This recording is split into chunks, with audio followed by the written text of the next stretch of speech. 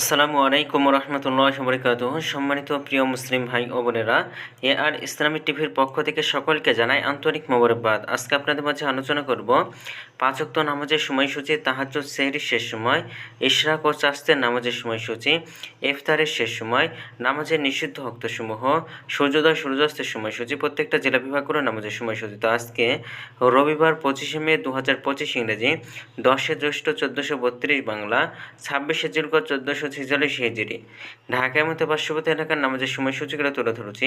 তারপরে অন্যান্য জেলা বিভাগগুলোর নামাজের সময়সূচিগুলো আপনাদের মাঝে আমরা তুলে ধরব। আজকে ঢাকার মতো পার্শ্ববর্তী এলাকায় তাহাজ্জুদ এবং সেহরির শেষ সময় হলো 3টা 42 মিনিটে। ইফতারের সময় সন্ধ্যা 6টা 42 মিনিটে। ইশরাক এবং চাস্তের নামাজের রক্ত একই সময় 5টা 29 থেকে 11টা 49 পর্যন্ত। এই সময়ের মধ্যে আপনারা নামাজ পড়তে পারবেন। ফজরের নামাজের রক্ত শুরু হবে 3টা 48 মিনিটে, ফজরের নামাজের রক্ত শেষ হবে 5টা 12 মিনিটে। জোহরের নামাজের রক্ত শুরু হবে 11টা 56 মিনিটে, জোহরের নামাজের রক্ত শেষ হবে 4টা 34 মিনিটে। আসরের নামাজের রক্ত শুরু হবে 4টা 35 মিনিটে, আসরের নামাজের রক্ত শেষ হবে 6টা 37 মিনিটে। মাগরিবের নামাজের রক্ত শুরু হবে 6টা 39 মিনিটে এবং শেষ হবে 8টা 2 মিনিটে। এশার নামাজের রক্ত শুরু হবে 8টা 3 মিনিটে, এশার নামাজের রক্ত শেষ হবে 3টা 47 মিনিটে। নামাজের নিষিদ্ধ অক্তসমূহ হলো 3টা সময়: সকালে 5টা 13 থেকে 5টা 28 পর্যন্ত, দুপুরে 11টা 50 থেকে 11টা 55 পর্যন্ত এবং সন্ধ্যায় 6টা 23 থেকে 6টা 38 পর্যন্ত।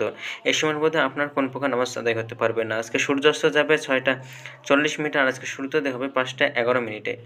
এগুলো ঢাকার মধ্যে পার্শ্ববর্তী এলাকার নামাজের সময়সূচি। এখন আলোচনা করব বিভাগীয় শহরের জন্য উল্লিখিত সময়ের সঙ্গে যেসব বিভাগের সময় আপনারা যোগ বিয়োগ করবেন তা হলো এই।